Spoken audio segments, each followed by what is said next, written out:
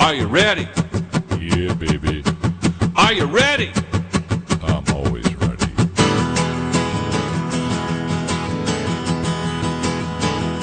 Hit it. I saw you were with them last night. I saw you were with them last night. Don't burn the bridge, burn the paper. Yeah, that's Don't Burn the Bridge, Burn the Paper by Billy D. We are back in studio in a couple of weeks. We're going to fix a song that I kind of let out too early. Sorry about that, but I've gotten a lot of nice reviews. Some people have commented that it's a nice song, but you kind of were flat at the beginning, and I didn't catch it when we were reviewing those things. Rookie mistake. So we're going to fix that. We're going to be recording another 3 or 4 country rock songs, including that one, shortly. I'm really excited. I got a separate matter, but kind of related to that song. We had church service this past weekend, and my producer, Dale, was showing me a riff that I could do to begin that song. And I am not a finger guy. I am a bar chord guy. I can finger pick, but if you want me to write it up and down the fingerboard of a guitar, that's his shtick. That's not mine. Part of that is, honestly, I'm lazy. And I've got ADD, so if I'm not doing it, if I get too bored or I'm frustrated, I just like, heck with that. I'll just write the music and write the melody and let somebody else do the riff. But it was a pretty cool thing, and I'm starting to come along with this idea that I really need to learn some of this stuff. And so YouTube is an amazing space where you can learn some simple little finger patterns that you might not even be paying attention to, and maybe you're even doing, you didn't even know it. So anyway, welcome back. This is 101.5 FM, WLCB, Slade's Corner, Wisconsin. I want to read this very quick announcement from WLCB. This is, as you know, WLCB is an all-volunteer community radio station, and we have expenses, just like you guys do. We rely on contributions from our listeners, so please visit lakesradio.org. Click on the Donate to WLCB, whatever you can spare, $5, $10, $15, whatever you think you are able to. Every bit helps us produce programs like this one that you're listening to, and a myriad of other ones with jazz and different kinds of music, and other talk shows are up and down the week of the radio show. And again, please visit www.lakesradio.org. Click on the donate button to WLCB. And WLC, just so you know, is a 501c3 non-for-profit organization, which means it's tax deductible to you. So ask your tax advisor if this is a worthwhile expense, depending on how you do your taxes, and knock yourself out. Every bit helps. Producers like us, ladies and gentlemen, we don't get paid anything. We do this for the love of the game, if you will. And for me, I started this 3.5 years ago on the pretext that we want to educate you on these very difficult, challenging, and admittedly very confusing topics. So thank you for indulging me on that. So while we're at break, I found the article in my stack of stuff here. So this article starts out by saying some Medicare plans will get skimpier and costlier next year, which is calendar year 2025. So I want you to think about something. You don't pay a premium to the insurance company. Ever ask yourself, how does the insurance company make any money if they're not getting paid any premium? Curious minds want to know. It's because the federal government, through the Central Management Services, or CMS, pays them billions of dollars every year to offload the medical care from the federal government treasury to the private payer, the Medicare Advantage or the Medicare Supplement companies. Now, Medicare Supplements are different because they are collecting a premium, right? They are collecting a premium. But if you think about how much that premium is relative to the amount of benefit you're getting, it's amazing. It's amazing. For about $350 a month, if you do the traditional route, the $174 plus, let's say, $150 plus a drug card, for about $350 a month, you have some copays with your prescriptions. You have a $240 deductible. You can go to any doctor you want as long as they accept Medicare, and you are golden. If you just retired off of a deductible with a $5,000 HSA plan at 65 or 67, you just got a raise. And you just got stepped up to a Cadillac or a Mercedes-Benz kind of a plan. Medicare Advantage plans, on the alternative, a lot of them, some of them do have premium, a lot of them don't. That's the sizzle. Oh, it doesn't cost me any money. That's great. I'm on a fixed budget. They don't bother telling you, or if they do, they're glossing over it so quickly, and you're just fixated on the fact that there's no premium. And I've said this before. There was an article we read several weeks ago that said half the population, half the group that is in a Medicare Advantage plan likes their plan. And a few paragraphs later, that same number of people, or maybe a different number of half the group, say they don't understand their Medicare Advantage plan. Well, isn't that interesting? So I'm just going to read you some little tidbits here. And I may read the whole article here, folks. It's not that long. So I'm just going to read this. Let me just see it. It comes from, can I cite this? Where's it coming from? I pulled it off the internet, and my apologies. I should be able to cite this. Let me just see if it's at the back here. What's this? Oh, from Fortune. It's from Fortune.com. Medicare Advantage plans, those aggressively promoted alternatives to traditional Medicare sold by health insurance, may look less enticing to their 31 million beneficiaries next year. I think the landscape is going to change. Medicare Advantage will have less perks and less attractive to people, says Marvin Music, a co-founder and chief educator of a MedicareSchool.com and a Medicare broker. That would be quite a reversal, considering that the 21-year-old Medicare Advantage program has become so popular, more Medicare beneficiaries are now in these plans than in traditional Medicare. Enrollments has more than doubled since 2010, according to a research firm. The vice tightens on Medicare Advantage to insurers. This is the heading before the paragraph. But some of the biggest nation's Medicare Advantage plans are feeling financial pinch. Consider this. Humana, the second largest Medicare Advantage insurer, recently sharply cut its earnings per share projections for 24 and 25, citing unprecedented cost surges. A fourth quarter 2024 loss due to higher Medicare Advantage use caused its stock price to trade, I think that's fourth quarter of 2023, to trade near the four-year low. Now, truth be told, folks, Humana in the fourth quarter of 2023 lost $500 million in the fourth quarter. $500 million in the fourth quarter alone.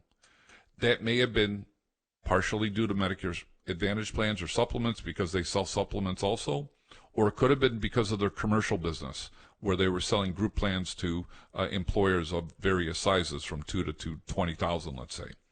By the way, Humana in the commercial space is no longer in business as of I think October of last year. They are completely out of the insurance business. They are still in dental, vision. They're in life insurance and some ancillary stuff, and certainly in Medicare Advantage plan. But remember what I said.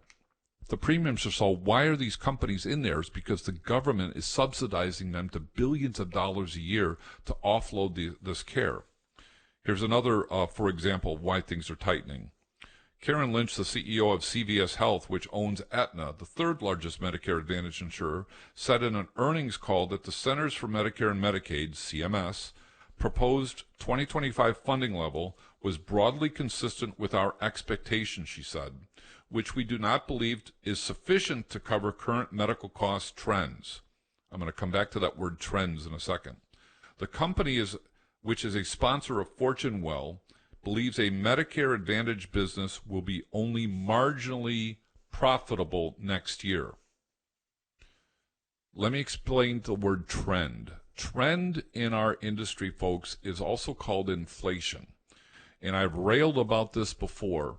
Setting aside the craziness that's going on with inflation right now, the CPI on average is about 3% a year, maybe 3.5%, but let's call it 3 just to keep the math simple.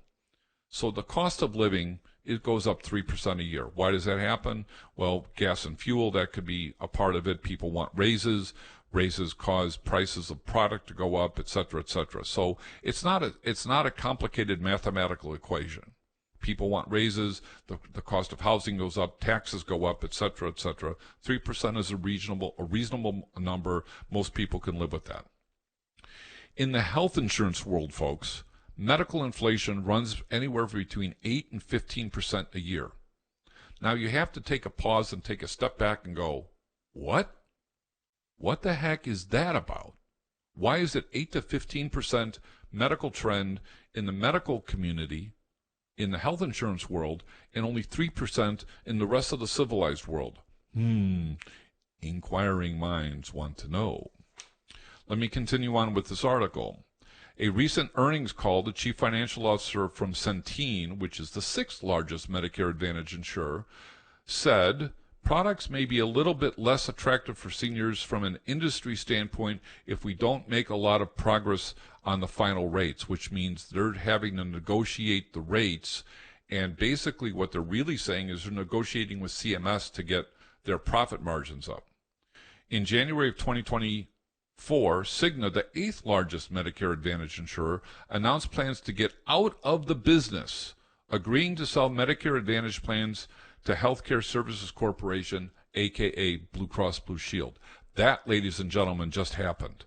That just happened. Cigna got out and sold their block of business to Blue Cross. Curiously enough, Cigna tried to purchase Humana earlier in the year, and the government denied it. So it's really curious why Cigna was allowed to be purchased by Blue Cross, but Cigna couldn't buy Humana. Curious minds want to know. What's causing these problems? Headline. The difficulties we're seeing are related to convergence pressures from federal government or CMS and the changing the rules a little bit, says Bradley Ellis, Senior Director of North American Insurance Ratings for the Fitch rating service, which is a rating company of health insurance and life insurance companies. He's talking about CMS's proposed base payment cut of 0.16% to Medicare Advantage plans. Now, 0.16% doesn't sound like a lot of money, but when you're talking about billions of dollars, it's a lot of money. Another stress for some Medicare Advantage insurers, higher than expected utilization rates. This, Ellis noted, has been a response to the pent-up demand for elective procedures during the pandemic. So COVID did have an impact on the cost of health care. People weren't able to get into the hospital and get their so-called electives or even their somewhat mandatory surgeries done because of COVID. Things were pushed back. Once COVID let up, the doors opened up, the floodgates opened up, and people started doing this. Let me add just one other thing in the Medicare space.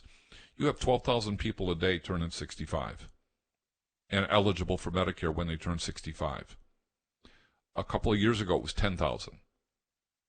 So 2,000 more people every day are turning 65 than a few years ago. That in and of itself is going to put pressure on things. The article continues, it started in the second quarter of 2023. There had been a lot of deferred care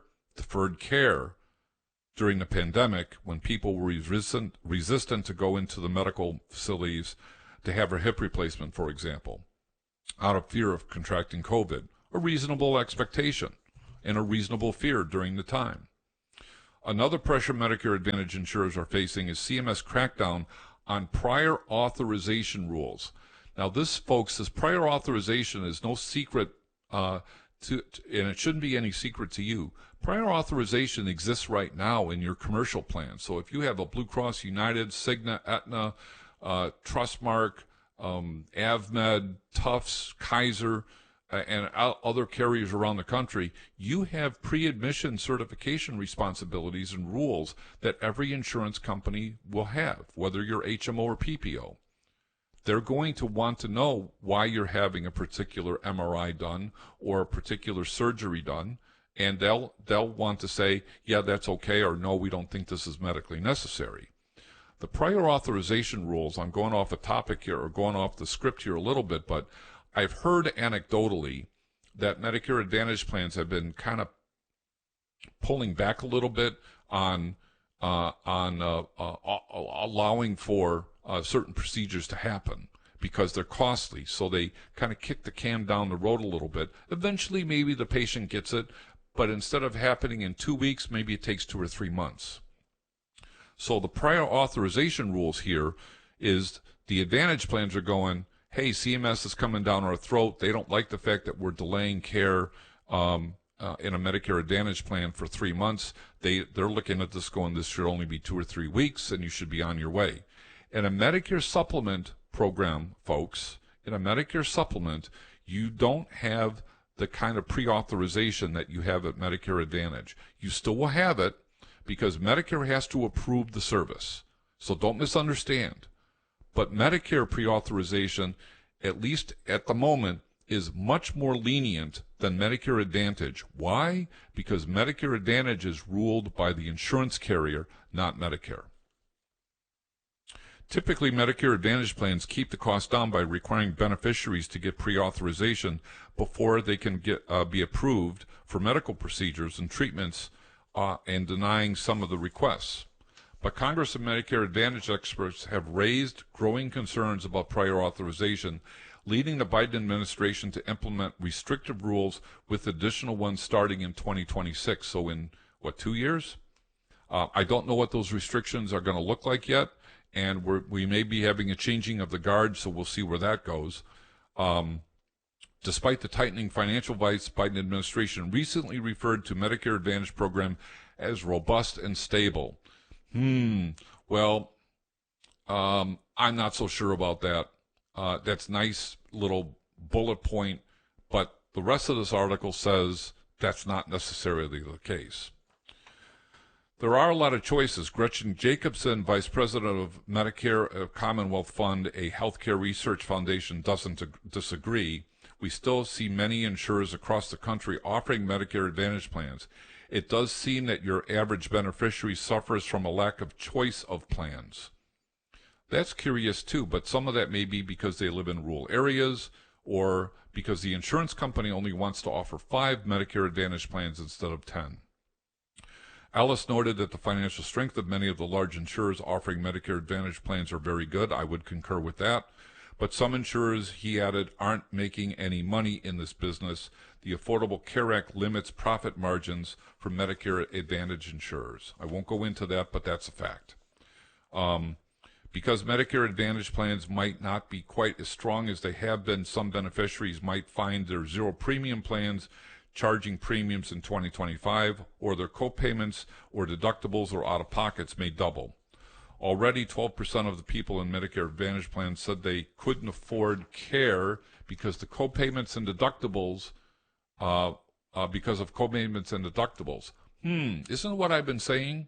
That you got a plan with no premium and no deductible, but you got a $5,000 out of pocket, and here comes the train wreck. And all of a sudden, you've got a $5,000 note sitting on your chest going, how are you going to pay this? Just saying. Medicare Advantage beneficiaries could also be have some plan benefits getting trimmed or disappearing. I think for beneficiaries, you might see out of these things coming together as maybe tightening benefits. So they might reduce the dental, they might reduce the vision, they might make things more costly. They might take silver sneakers away. There's some food options that people can take advantage of, where they can get like Meals on Wheels and stuff like that. You might see some of that stuff going away. So at the final part of this article, you can probably expect Medicare Advantage benefit reductions, price increases, or both for 2025 and 26. I think there will be a fair amount of confusion as these benefits change over the next 2 or 3 years. When Medicare Advantage open enrollment for 2025 begins in October, people looking to either get into these plans or switching among them will want to take a very close look when comparing costs and coverage. It's going to be a little bit more daunting than it normally has been, said this person, Ellis. Medicare Sites Plan Finder tool for Part C plans. Part C is traditionally a Medicare Advantage, even though I kind of use it metaphorically as Medicare Supplement or Advantage. Can help you, get some benefits, costs for 2025. But I will say again, get expert advice. Don't listen to your neighbor. Don't even listen to me. I know what I'm doing. There's a lot of people that know what they're doing in this business. I'm not licensed in every state. Lots of insurance companies aren't. I'm not so sure I'd want to go, no offense to those 800 numbers, because they don't know certain areas.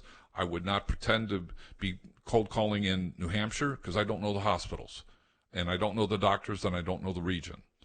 So don't just bite on price. It's about the contract.